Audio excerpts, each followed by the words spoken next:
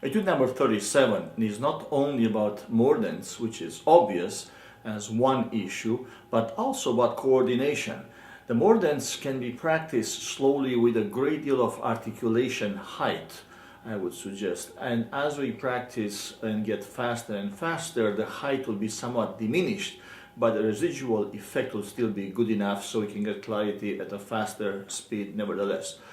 In regards to coordination, what's unusual is that we have in theory 16th notes throughout most of the etude, and most of them that have either a mordent or shifting will need a bit of patience from the bow so it can fit all the notes and issues in the left hand. So in practice, what we will end up with is something of a somewhat uneven, I would say, playing on purpose, and we have to practice this slowly so it makes also sense, so it's not only uneven but it has some sense of discipline at the same time. The first few lines give us a clear indication of how the left hand has to be throughout the etude, the leader, and the bow, the follower.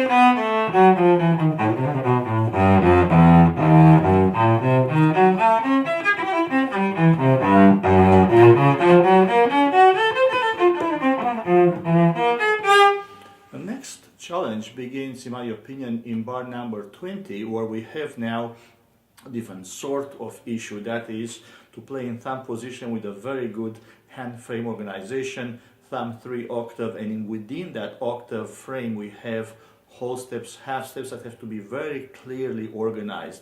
As we go up and down in the next few bars, we have to have not only a left hand that is very light, but even more patient bow as we try to allow the left hand to negotiate its difficulties.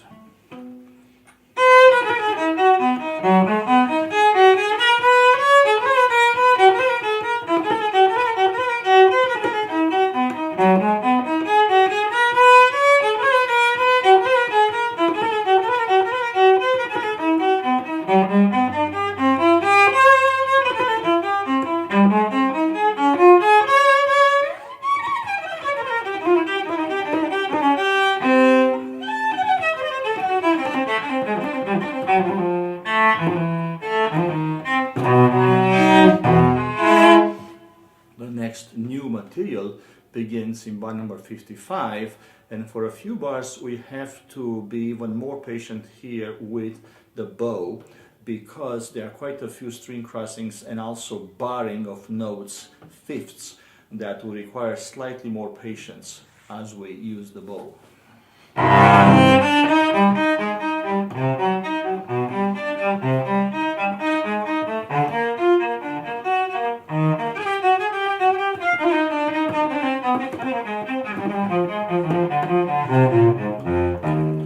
As we arrive here in bar 59, we have now a very different sort of challenge where we now have quite a bit of trouble in the left hand and extensions. And I like to think here that I need to have two different sensations in the left hand. One is very light pressure so I can travel up and down without much effort, but also at the same time very firm fingertips. I have the clarity added to that.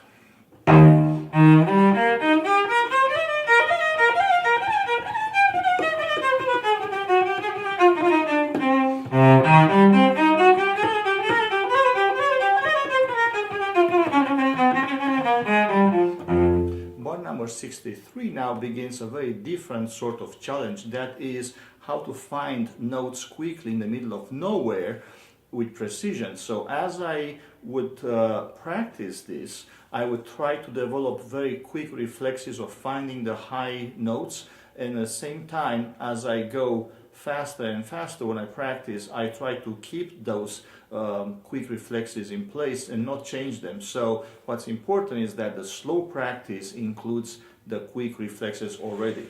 So it would be something like this.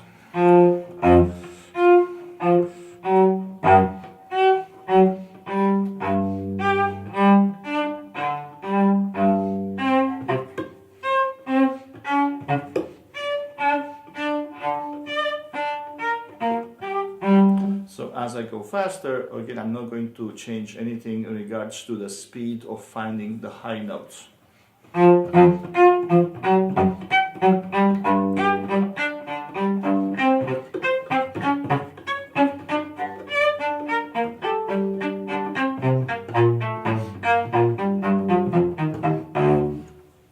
The remaining challenge to me begins in bar 70, where we go gradually higher and higher. We have a sequence here, and in the sequence it's important to keep the hand shape the same, even if we start to diminish the size. It's important to always think in blocks and positions, not note by note.